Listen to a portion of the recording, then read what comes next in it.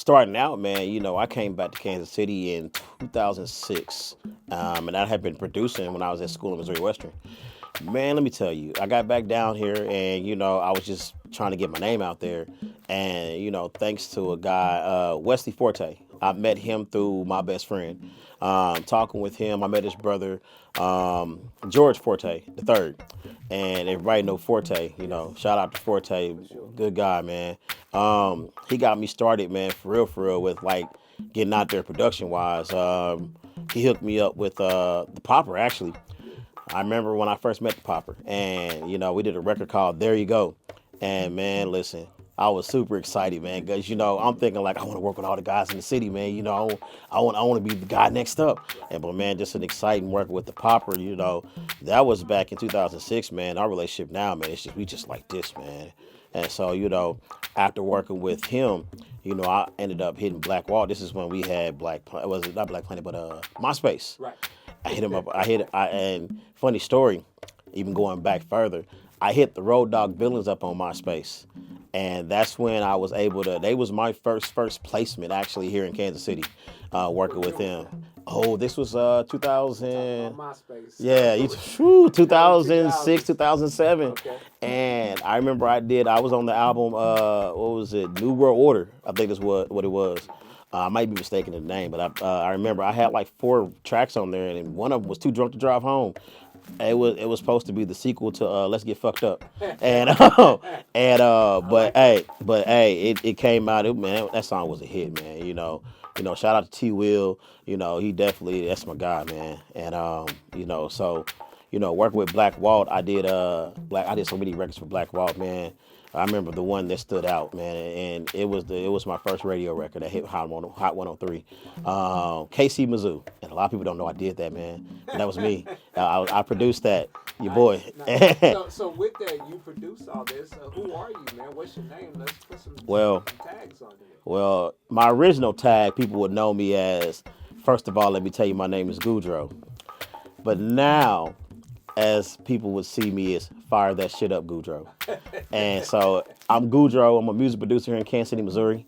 And man, I've been rocking back here since 2006, man. And it has been a blessing, man. I tell you, being in the music game in Kansas City is one of the most amazing things ever, because we're right here in the heart of the Midwest. I still tell people that in order to understand our history and our music, you got to come here and see what it's about, man. Just being able to work with, I work with so many people from Black Wall to the Popper. I just recently worked with Tech Nine. I had his single Pull Out. That was me that produced it. It debuted at number 39 on the Billboard mainstream hip hop and R&B charts, peaked at number 33. It is on its way to gold. Mind you, this is my first major placement.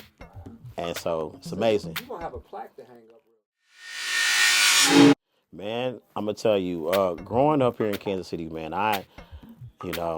forgive me, I'm a church musician as well. So I'm a drummer. I play drums, and same man, favorite instrument, but I also play keys. And growing up when I was 5 years old, my grandmother, Charlene Boyles, as you call her, my grandmother was a great jazz musician. And running back the history of my family, I have a lot of people famous in my family. Especially my grandfather. My grandfather was second baseman for the Kansas City Monarchs, and he also played for the Harlem Globetrotters.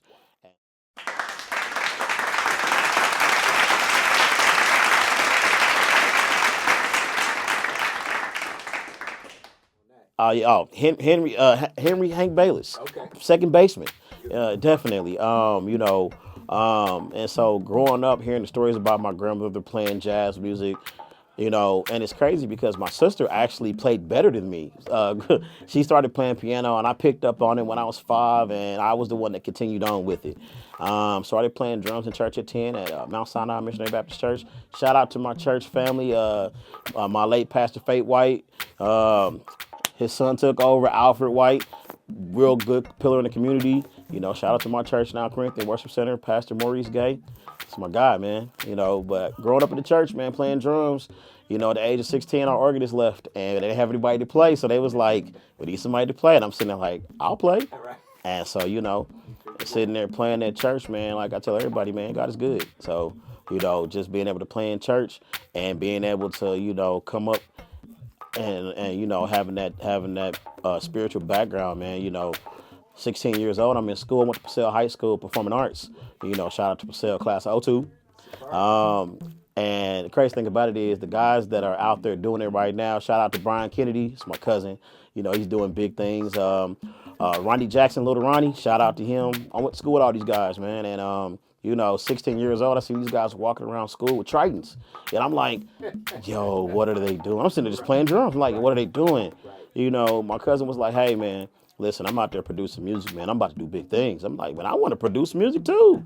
Now, mind you, I went to my mom and said, hey, Mom, can I have a keyboard? She said, yeah, how much is it? Oh, it's about $4,000. Oh, you're not getting that.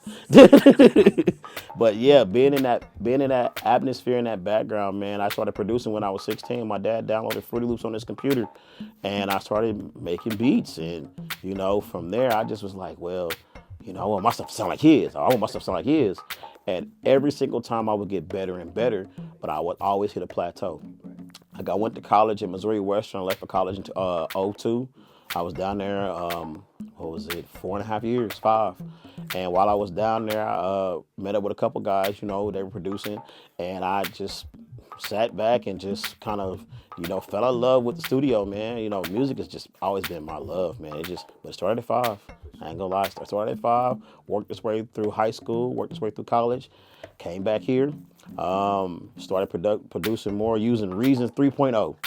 And, I was cranking out hits, man. And I was making party tracks, man. I just wanted to party. How old was I? I was probably about 22, 23. I just wanted to party and have fun. So I was making tracks reflecting on what I wanted to do. And, as I got older, producing and things like that, I've had opportunities that fell through. And I tell people all the time that dealing with the music industry, you have to realize that there's going to be ups and there's going to be downs. But definitely, you got to be able to take everything with stride. Oh, yeah, definitely. And so, after everything, working with Black Wall, working with the Popper, working with the Road Dog Villains, I joined up with one of the guys that I've always wanted to work with, Ecstasy. Shout out to Ecstasy. Wow. That's my guy. So heavy. Oh, yeah. Yes, sir. And it's crazy because I started hanging around all these guys, like other producers like Pretty Boy Beats, who's Jay the Third, my guy, Stevie B, as I call him. Shout out to Stevie. And, it was this big coalition called the Money Boys. So, like, what was it? I want to say 2010 or like 2015, we ran America's Pub. Oh, man, if you remember America's Pub, man, listen, that was the spot, man. That's where I met a whole bunch of DJs. I met DJ Rock. I met DJ 31 Decor DJs. I met DJ Big Al. That's my guy at St. Louis. And, just being able to rock with these guys, man. And, we got in the club for free, of course. But, perks are always yeah, but I was able to, but during this situation, I was able to meet a lot of artists, from Candy Red to Travis Porter. Man, so many of them, I can't even name them, man. But just being able to be in that scene, in the music scene in Kansas City, man, is different. And we had it to where on Wednesday nights people would be able. It was amateur night. I forgot what we called it, but these guys were able to come out and they were able to like showcase their music and showcase their brand. And that's what. Where was this at? It was at America's Pub on Wednesday nights. And that's where, I ended up meeting the Kansas City Kings. Now, mind you, we was the Money Boys. And so the Money Boys, we was big coalition. The next big coalition with that was the Kansas City Kings. It was so many of them, and they was all dope. And this is where the history of music in Kansas City was a part of was being formed. Because of course you had Rich the Factor, you had Major Factor Records, you had all those guys from there, man. You of course you had Fat Tone, of course. You had a couple other guys, man. Man, listen. Right around with my cousin, man, we was bumping Fat Tone. DJs and entertainment here with Fire It Up. Goodro. Fire It Up. I love the name, man. I love it. Appreciate it. Man, as I'm listening to your story, I hear natural born talent. Appreciate it. You're picking up organs, you're picking up drums, your keyboards up just like that. So, where did that come from? How did that really? What was the first tap sound? Man, it had to be when I was 5 seeing my grandmother play, because She would bring her keyboard over and she would play. I would just sit there and watch her. And man, I tell you, just hearing music in my ears, man, it just did something for me. It was just the ability to be able to just play something that just sounds good. And I was just like, I want to do that. And so, just trying to pick up on it. I remember my mother telling me I was always going to be a drummer. But, I'm sitting there trying to play the keyboard at 5. And she's like, you just tap on stuff, just tap on everything. And 10 years old, going to church, one day I'm sitting there and I'm looking at this drummer and he's just playing. And I'm just like, oh, I want to do that. And I would never get a chance to play. Like, I took one lesson trying to figure everything out. And after that, he didn't want to teach me no more because I guess I knew what I was doing. And so one day the drummer didn't show up. And I was like, I can play. And my mother was like, you better not get on those drums. You better not do none of that. I said, I can play, mama. And so the cards started coming in. I started playing. And everybody's looking like, who was this kid on the drums? And I'm just sitting there playing, I'm sitting there having fun. And so, I was excited. That was like the best day of my life. Oh man, listen, things is going great right now. Right now, I'm in the studio right now with the Popper and Head to Don. Shout out to Head to Don, one of the best hookmans. Listen, I'm telling you right now, you talk about Nate Dogg, this man's up next. He's a beast. Shout out to him. Shout out to Jazz, 64111 Studios. We here live and direct, working.